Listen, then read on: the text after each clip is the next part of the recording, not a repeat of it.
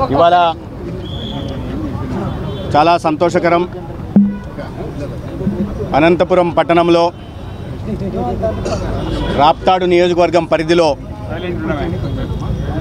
Sunray hospital యాజమాన్యం doctor Rohit Reddy, Venu, ఇతర యువ బృందం సన్రే హాస్పిటల్ ప్రారంభించడం, ఆ ప్రారంభోత్సవానికి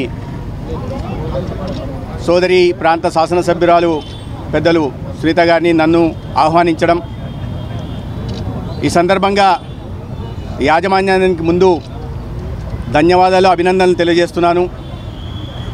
ఈ ప్రాంతంలో ఇప్పటికే ఒక 70 పడకల సన్రే ఆసుపత్రితో మెరుగైన వైద్య సేవల్ని ప్రజలకు అందిస్తూ అనంతపురం చుట్టుపక్కల ప్రాంతాల ప్రజల ఆరోగ్య భద్రత కల్పిస్తూ విశేషమైన సేవలు అందిస్తున్న డాక్టర్ రోహిత్ రెడ్డికి అభినందనలు తెలియజేస్తూనే, ఇప్పుడు కొత్తగా ప్రారంభించిన urology, nephrology, neurology, ortho, pediatric విభాగాల్లో ప్రారంభించిన 55 పడకల, ముఖ్యంగా డయాలిసిస్ సంబంధించి కూడా ఒక 15 పడకల ఏర్పాటు చేయడం జరిగింది. ప్రజలకి మెరుగైన వైద్య సేవల్ని అందుబాటులోకి తీసుకురావాలని, అదే సమయంలో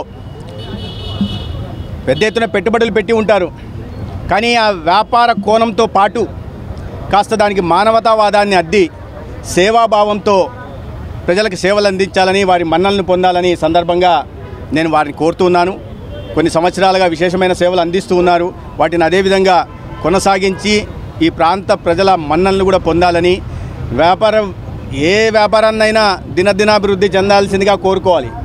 కానీ ఆరోగ్య రంగంలో ఉన్న వాళ్ళకి దినదినాభివృద్ధి చెందాలంటే అది మంచిది కాదేమో అని నా ఉద్దేశం. అయినప్పటికీ కూడా మెరుగైన సేవలు అందించి మరింత ప్రజల మన్ననలు పొందాలని నేను వారికి కోరుతున్నాను.